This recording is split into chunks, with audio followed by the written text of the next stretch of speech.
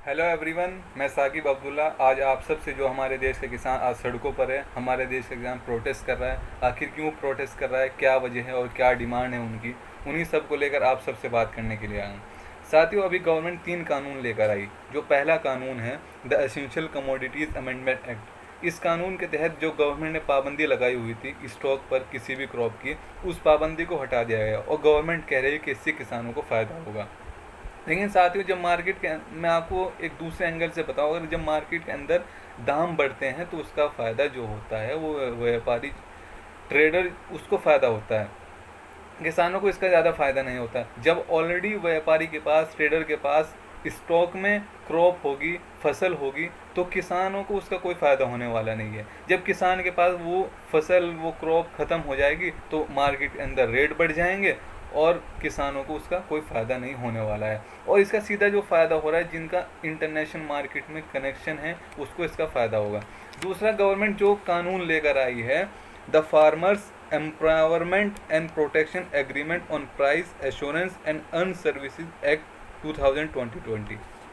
इसका अगर मैं सिंपली आपको बताऊं, कॉन्ट्रैक्ट फार्मिंग के गवर्नमेंट कह रही है कि अगर आप चाहे तो कंपनी के साथ कॉन्ट्रैक्ट फार्मिंग कर सकोगे। उनके साथ एग्रीमेंट करना होगा, बाहर से कंपनी आएगी, उनके एग्रीमेंट पर साइन करिए, आप उनसे खेती कर सकेंगे। अगर आपके साथ कोई उनके साथ परेशानी आती है तो सबसे पहले आप डीएम के पास जाएंगे, फिर डीएम के पास जाएंगे, फिर joint secretary ministry of agriculture के पास जाएंगे आप। तो साथियों, इतना आसान नहीं होता डीएम से मिलना और एसडीएम से मिलना, बहुत चक्कर लगाने पड़ते हैं और ये इतना आसान नहीं होगा। दूसरा साथियों, एक कानून और है, तीसरा, the farmer produce trade and commerce promotion and facilitation act 2020। इस कानून के तहत गवर्नमेंट कह रही है कि किसान जहाँ भी चाहेगा वहाँ अपनी फसल को बेच सकेगा। लेकिन मैं आपको बताऊँ, किसान तो पहले से ही ये करता आ रहा है। सन 1975 के बाद से किसान के ऊपर कोई पाबंदी नहीं है।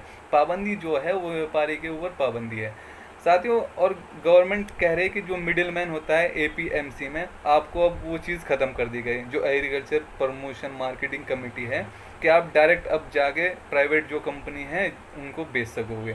साथियों, जैसे जैसे हम एपीएमसी में बेचते हैं तो उसमें टैक्स लगता है, और जो प्राइवेट आएगी तो उसमें तो कोई टैक्स नहीं लगेगा। लेकिन जैसे जैसे धीरे धीरे 2-3 साल के बाद ये